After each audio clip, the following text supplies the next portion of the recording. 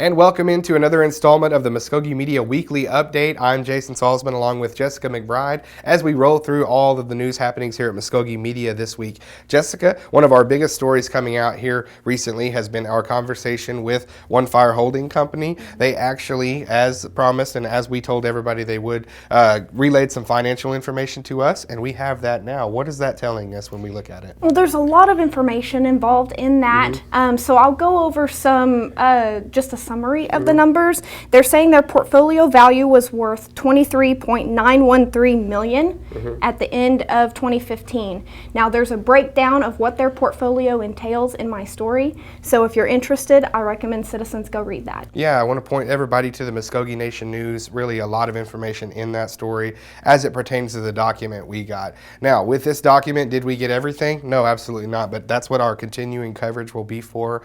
We are working with OneFire to find out some of these businesses that they have invested in, exploring them, showing the people just what our money as Muscogee Creek citizens are invested in, the kind of businesses. So that will be coming down the pike as well as we work on getting features on that. Also, Jessica, we ran our story this week on the council house. So Kevin Gover was in town. Wanted to point everybody to the online channel with that. Anything else in the paper coming up that we needed to know about? Well, we did a story with Speaker Vision Tulsa. Absolutely. On a little bit of his background, why he thinks he became speaker, and some information from the National Council as well as far as how much they used in special appropriations for 2015. A lot of useful things in that interview. Please watch the latest episode of Native News Today. For those of you that don't follow us on this online channel, CW19 on your channel box there every Saturday at 1 p.m. That will be on this week's episode, so check that out. If not, that episode will be up shortly online here on the YouTube channel, episode 485. So a full conversation breakdown with Lucian Tiger there. Very neat, and definitely want to stay keyed up on that, as well as all of our coverage continuing.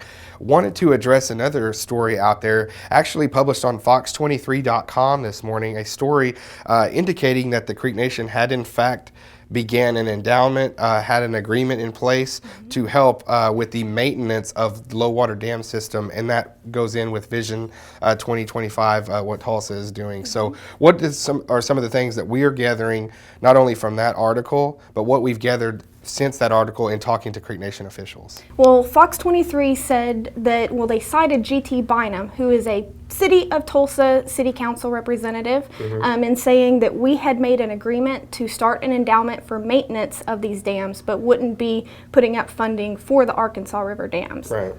We've called over to Principal Chief James Floyd's office. We haven't gotten a response yet, but we're awaiting that.